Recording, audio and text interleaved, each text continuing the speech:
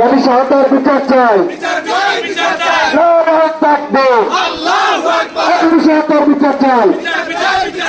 পটুয়াখালীর কুয়াকাটায় শিশু রামিসার উপর নির্যাতন, ধর্ষণ ও হত্যার প্রতিবাদে আজ সন্ধ্যায় শান্তিপূর্ণ বিক্ষোভ মিছিল ও মানববন্ধন করেছে উম্মাহ ফাউন্ডেশনের সদস্যরা। মিছিলে অংশগ্রহণকারীরা রামিসা হত্যার বিচার ও জড়িতদের দ্রুত সর্বোচ্চ শাস্তির দাবি জানান।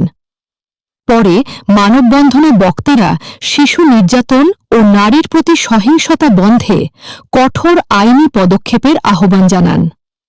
এ সময় স্থানীয় সচেতন নাগরিক ও বিভিন্ন শ্রেণী পেশার মানুষ কর্মসূচিতে অংশ নেন।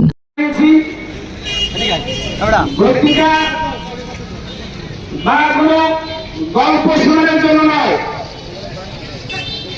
বাংলাদেশে প্রতিদিন ধর্ষণ আর বলাৎকারে বাংলাদেশ সে গেছে, ঠিক না বলেন? আমরা জায়গা থেকে যদি এখনো সোচ্চার না হই, আপনার বোন, আমার বোন, আপনার ভাই, আমার ভাই, আমার বোন ধর্ষণ হবে, আমার ভাই বলাৎকারের শিকার হবে। আমরা যদি আমাদের জায়গা থেকে এখনো সচেতন না হই, প্রতিবাদী হয়ে না উঠি, রাষ্ট্র যদি প্রত্যেকটা বিচার যদি দ্রুত বিচারের আওতায় না আনে, প্রত্যেকটা পেন্ডিং রাখে, দিন দিন এই ধর্ষণ বেড়ে যাচ্ছে, ঠিক না বলেন?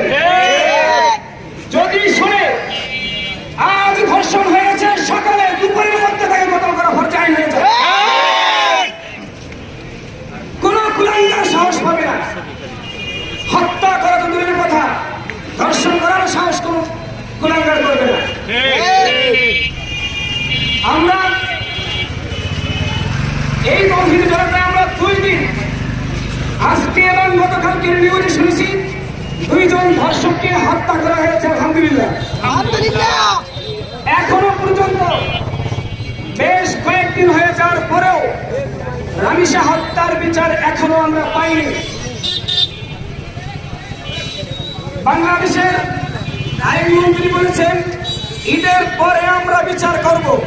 আপনার মেয়ে যদি ধর্ষণ হইতো, আপনি কখন বিচার করতেন? মাননীয় আইনমন্ত্রী, বাংলাদেশে এমন আইন করুন যদি আপনার মেয়ে, আপনার স্ত্রীও যেন নিরাপদ থাকে, ঠিক না বলেন?